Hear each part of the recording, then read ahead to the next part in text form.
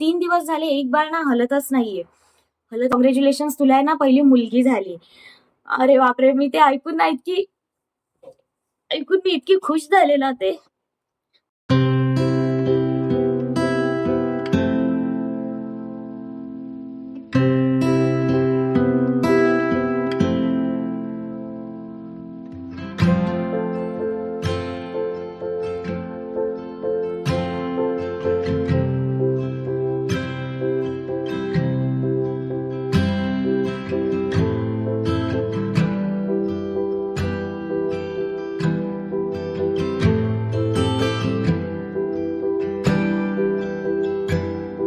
Seriously हा संभावनाचा vlog बघून ना मला पूर्ण माझी ती जेवढी काही डिलिव्हरीची फेज होती ना ती पूर्ण माझ्या डोळ्यासमोर अक्षरशः फिरते. आणि बोलतात ना असं पहिल्यांदा होतं जेव्हा बाळ रडतं आणि आई हसत असते. आणि खरंच तो क्षण एकदम असा एकदम इमोशनल असतो. आता प्रत्येक आईला तर माहितीच असेल. बाळ बाळ रडत असतं आणि आपल्याला तो एक आनंद अश्रू असतात ते. आता चिकू-चिंगीच्या वेळी आठवतं ना माझी माझी डिलिव्हरी आहे ना पूर्ण प्लॅन डिलिव्हरी होती. म्हणजे सगळ्यांना माहितीच आहे, की मला ट्विन्स बेबी आहेत आणि ट्विन्स बेबी असल्यामुळे ना 36 वीक खेचणं आहे ना, खूप गरजेचं होतं. 36 वीक पूर्ण होतच आले होते आणि आहे ना मला चायनीज खायची क्रेव्हिंग आली. ज्या रात्री खाल्लं मला दुसऱ्या दिवसापासून ना भरपूर फणफणून ताप आला. खूप आजारी पडले मी. आजारी पडले, डॉक्टरकडे वगैरे जाऊन आले, औषधं चालू झाली. जसा ताप आला ना मला तेव्हापासून माझं आहे ना खाणंच सुटलं. मला अजिबात काय खाऊसच वाटत नव्हतं. बोलतात ना मी फक्त पाण्यावरच होते. मला अजिबात काही खायची इच्छा नव्हती. आणि असे दिवस जात होते आणि त्याच्यामध्ये ना म्हणजे बाळांच्या हालचालीकडे माझं लक्ष मी विसरून गेली. अ, एका बाळाची चांगली हालचाल होत होती आणि नंतर माझ्या लक्षात आलं, की आहे ना एक बाळ 2-3 दिवस झाले एक बाळ ना हलतच नाहीये. हलतच नाहीये म्हटल्यावर मग मला टेन्शन आलं. मग मी म्हटलं, "नको आपण असा डायरेक्ट विचार नको करायला. आपण थोडं आहे ना अजून लक्ष देऊया, की बाळाची हालचाल होतेय की नाही."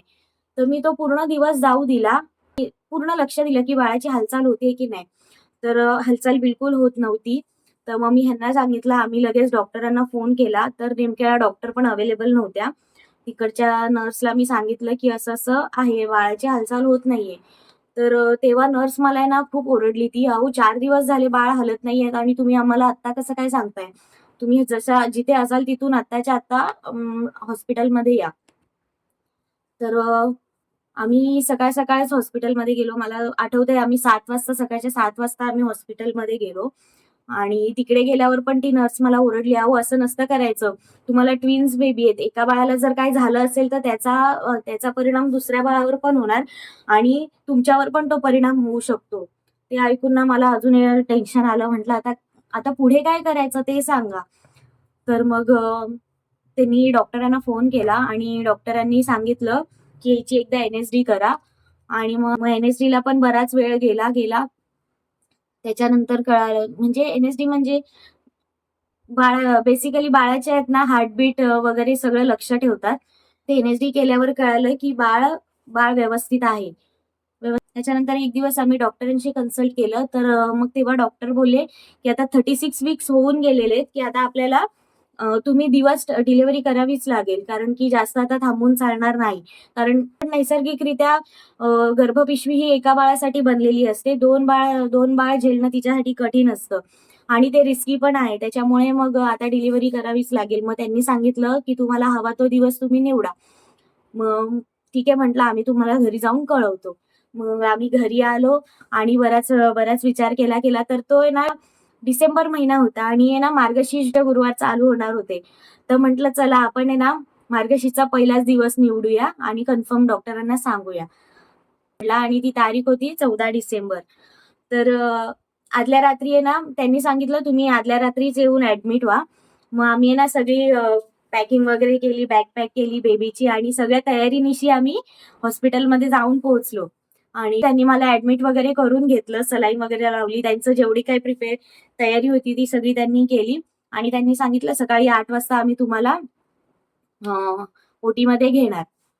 ओटीमध्ये घेणार आणि त्याच रात्री काय झालं, म्हणजे मला जेवढं माहिती होतं ना, तेवढं सगळं मी बॅग पॅक केली होती आणि आहे ना डेटॉल लागणार होतं. मग माझ्याकडे डेटॉल पडलेलंच होतं. पण किती लागणार हे मला माहिती नव्हतं. म्हणून मी ना आपली एक ₹10 ची बिसलरीची बॉटल असते ना, तेवढी पूर्ण बॉटल भरून म्हणजे डेटॉल त्याच्यामध्ये त्या बाटलीमध्ये भरून मग ती बॉटल नेली. तर सगळं नेलं वगैरे आणि त्या बॉटलसोबत आहे ना अजून एक नॉर्मल पाण्याची बॉटल पण होती. तर माझ्यासोबत रात्री राहायला होती माझी बहीण. तर तिने ना म्हणजे म्हणजे असं वरून बघायला त्या दोघांच्या कॅप सेमच होत्या. तर तिने ते समजून माझ्याशी बोलता-बोलता पूर्ण पिला आणि मला समजलं ही डेटॉल पिते मी, करायला लागली. म्हणजे मी तेवढं बोलेपर्यंत तिने पूर्ण पिला आणि जसं तिला कळालं, की आपण हे पाणी नाही पिलंय, पाणी नाही पिलंय, दुसरंच काहीतरी आहे. जसं जेवढ्या स्पीडने ती पिली, तेवढ्या स्पीडने तिने ते ओकून टाकलं. बापरे! म्हटलं आता काय होणार? ताईला काय झालं तर काय करायचं? तर फटाफट म्हणजे ती गेली बाथरूममध्ये गेली, गुळणा वगैरे केला. तर तिला बघितलं तर ती नॉर्मल होती. पण तिच्या ना इतकं घशापर्यंत ते सगळं डेटॉल गेलं होतं. आणि मग नंतर आम्ही नर्सला विचारलं, "काय करायचं आता?" तर ती नर्स पण बोलली, "काही नाही आहे, काही होत नाहीये ना तुम्हाला, तर ठीक आहे, नॉर्मल आहे." असं. मग ती तिकडे ती बोलायला लागली, "जर तुम्ही ते पिलं असतं ना, तर आम्हाला तुम्हाला इकडे शास्त्रीनगरमध्ये म्हणजे ते गव्हर्नमेंट हॉस्पिटल आहे, तिकडे तुम्हाला ॲडमिट वगैरे तिकडे पाठवलं असतं आम्ही तुम्हाला आणि त्याच्यानंतर मग ती पोलीस केस वगैरे झाली असती." बापरे! तो क्षण ना एकदम हॉरिबल होता आणि मी बघतीये तिला, ही पिते आणि पण मी काय बोलू शकत नव्हते. बापरे! ठीक आहे म्हटलं. त्यानंतर तो टाईम गेला. आम्ही रात्री झोपलो वगैरे आणि सकाळी मग मला नेलं ओटीमध्ये. ओटीमध्ये नेलं आणि नंतर ना, मी पॅनिक व्हायला नको म्हणून परत त्या लोकांनी ह्यांना बोलवलं, की जरा वेळ थांबा तिच्यासोबत. मग हे माझ्यासोबत बराच वेळ होते. आम्ही फोटो वगैरे काढले आणि मग नंतर अ, सगळ्यांनी त्यांना बाहेर जायला सांगितलं. बाहेर गेल्या आणि मग नंतर सगळी त्यांची प्रिपरेशन तर ऑलरेडी तिकडे झालेली होती. मी फक्त जाऊन तिथे स्ट्रेचरवर बसली. त्यांनी मला पाठीमध्ये एनेस्थेशिया दिला आणि मला त्यांनी आहे ना घाई केली झोप, लगेच झोप आणि मला आहे ना असं स्ट्रेट झोपता येत नव्हतं. त्यांनी मग डॉक्टरांनी काय केलं असं बाळासारखं माझ्या मानेखाली हात घेतला आणि मला झोपवलं. पण तेवढ्यात मी त्यांना काय सांगितलं, "तुम्ही जेव्हा बाळाला हातात द्याल ना, त्याच्या आधी मिस्टरांना सांगा." म्हणजे ना आम्हाला ते करतात ना, रील शूट करतात ना, की बाळाला हातात देतायत वगैरे. तो क्षण मला आहे ना कॅमेरामध्ये टिपायचा होता. तर मी त्यांना सांगितलं. मग ते पण हसायला लागले. "अच्छा तुला रील बनवायची आहे का?" म्हटलं, "हां, मला रील बनवायची आहे. तर प्लीज तुम्ही आधी त्यांना सांगा, की आम्ही बाळाला बाहेर आणतोय. मग ते व्हिडिओ स्टार्ट करतील." तर ते बोलले, "ठीक आहे, चालेल." तर त्यांनी आहे ना मला झोपवलं आणि आहे ना माझे दोन्ही हात असे मला स्ट्रेट ठेवायला सांगितले आणि ते हात अजिबात हलवायचे नसतात. म्हणून त्यांनी आहे ना दोन्ही साइडला ते हात बांधून ठेवले आणि आहे ना ती एनेस्थेटिक जी होती तिने माझ्या डोक्यावर असा हात ठेवलेला. म्हणून मला जरा आहे ना असं काय बोलतात भीती थोडीशी रिलीफ वाटत होतं. जरासं बरं वाटत होतं. पण तेवढ्या ह्याच्यातच मी तिला बोलली, "मी झोपू शकते का?" तर त्या एनेस्थेटिक बोलली, "हां, तू झोपू शकते." आणि तिने ना माझ्या डोळ्यावर कपडा टाकला आणि मला झोप लागून गेली. थोड्या वेळाने ना मला जाग आली तेव्हा आहे ना पूर्ण स्ट्रेचर वगैरे हलत होतं. जसं काय ना भूकंप येत होता. मला जाग आली. मी म्हटलं, "काय होतंय?" माझ्या डोक्यामध्ये ना फिरायला लागलं आणि तेवढ्यात आहे ना डॉक्टरांचा आवाज आला, की "कॉन्ग्रॅच्युलेशन्स तुला आहे ना पहिली मुलगी झाली." अरे बापरे! मी ते ऐकून मी इतकी खुश झाले ना ते आणि मी डॉक्टरांना विचारलं म्हणजे त्यांनी ना पहिले नाव ठेवलेलं. दोन्ही बाळांना एका बाळाला ए नाव ठेवलेलं, दुसऱ्याला बी नाव ठेवलेलं आणि मी त्यांना विचारलं, "डॉक्टर पहिलं कोणतं झालंय? ए झालंय का बी झालंय?" डॉक्टर बोलली, "अगं वेडे ते नाही आपण सांगू शकत." त्याच्यानंतर ना बाळाचा आवाज ऐकल्यासारखं पण मला आठवत नाही. मला झोप लागून गेली आणि त्याच्यापुढे ना काय झालं, काय नाही मला काही माहिती नाही. डायरेक्ट मला आहे ना जाग आली. म्हणजे ऑपरेशन वगैरे झालं होतं आणि ऑपरेशन वगैरे झालं होतं आणि मला आहे ना सगळं झाल्यानंतर शुद्ध आली आणि शुद्ध आली ना, जशी शुद्ध आली तसं बहुतेक मावशींनी सांगितलं असेल ह्यांना. तर बाळांना घेऊन आले माझ्यासमोर. बाळांना घेऊन आले आणि एक बाळ ना एक बाळ मावशीच्या हातात होतं आणि एक बाळ ना ह्यांच्या हातात होतं. तर दोघांनी मला ते बाळ दाखवलं आणि मी ना अशी म्हणजे या साईडला माझ्या बाळ आणलेलं आणि मी अशी बघत होती आणि लिटरली मला इतकं रडायला येत होतं ना, तर ना मला त्या बाळाला हातात घ्यायचं होतं. पण हात बांधलेले होते. त्यामुळे ना मी बाळाला हातातच घेऊ शकत नव्हते आणि मी रडते रडते, त्यांना कळालं नाही मला काय बोलायचंय. तर ती मावशी बोलली, अगं आता रडायचं नाही. म्हटलं नाही, मला बाळाला हात लावायचाय. मग तिने माझा हात सोडला आणि नंतर ना मी बाळाला असं असं केलं, पूर्ण पहिल्यांदा हात लावला. ती फिलिंग एकदम एवढी मस्त होती ना.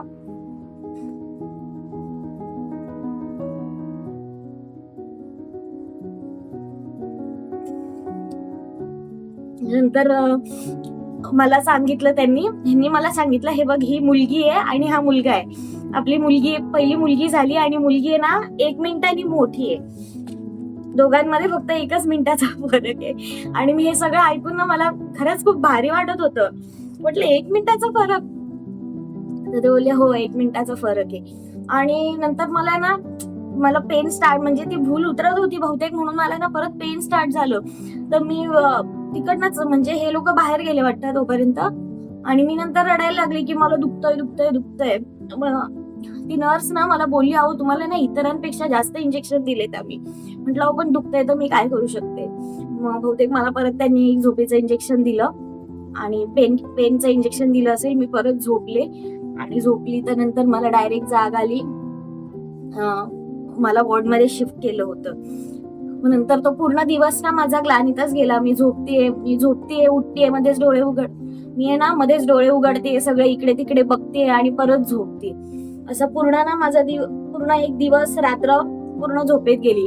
आणि रात्री पण माझी बहीण ना दोन्ही बाळांना सांभाळत होती आणि मी बघतीये बाळ रडतंय, ती उठतेय, बाळाला फीड करते, परत काही सुसू वगैरे केली असेल तर ते चेंज करते. एकाचं झालं की दुसऱ्याचं.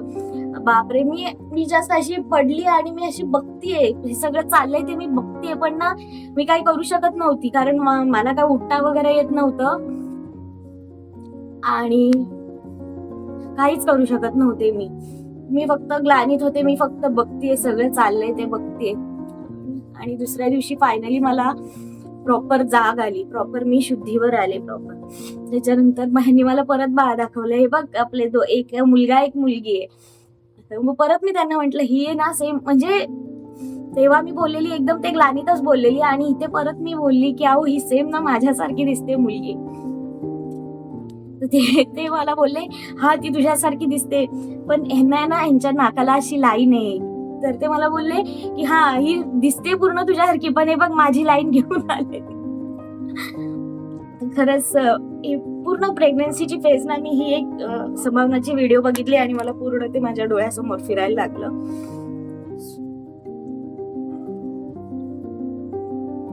तर सुरुवातीला असं वाटलं होतं की कसं 2-2 मॅनेज करणार. म्हणजे मला आधीच कळलं, 3ऱ्या महिन्यातच आम्हाला कळालं होतं की मला ट्विन्स आहेत.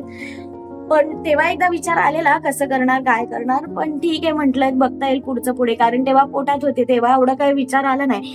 पण आता जेव्हा प्रॅक्टिकल बाळ हातात आलं तेव्हा विचार आला की आता आपण पुढे कसं सगळं मॅनेज करणार. तर म्हटलं चला बघूया, जसं म्हणजे कसं फ्लो सोबत आपण पण वाहत जायचं. म्हटलं बघूया जसं होईल तसं होईल. दोघांना हातात घेतलं, एक करून दोघांना हातात घेतलं. एवढीशी त्यांची बोट, एवढंसं नाक, बापरे फिलिंग ना खरंच, म्हणजे आपण एवढ्या पेन मध्ये असतो आणि ते पेन विसरून आपण बाळाकडे बघून आपण इतकं खुश होत असतो, इतका आनंदी होत असतो. सो अशा प्रकारचे सगळे माझे हे अनुभवलेले क्षण होते. तेव्हा एकदम एवढूशे होते दोघं पण. आणि झाले तेव्हा आहे ना म्हणजे चिकू जो होता तो 1 किलो 900 ग्रॅमचा होता. 2 किलो त्याने पूर्ण घेतले नव्हते आणि चिंगी बरोबर 2 किलोची होती. दोघं असल्यामुळे वजन थोडे कमी होते. तर डॉक्टर बोलले ठीक आहे. आणि नशिबाने त्यांना दोघांना पण NICU ची गरज नाही लागली. ती एक गोष्ट ना खूप बरी झाली की दोन्ही बाळांना NICU ची गरज नाही पडली. आणि त्याच्यानंतर कावीळ वगैरे चेक केली ना तर चिंगीची कावीळ बॉर्डर लाईनवर होती.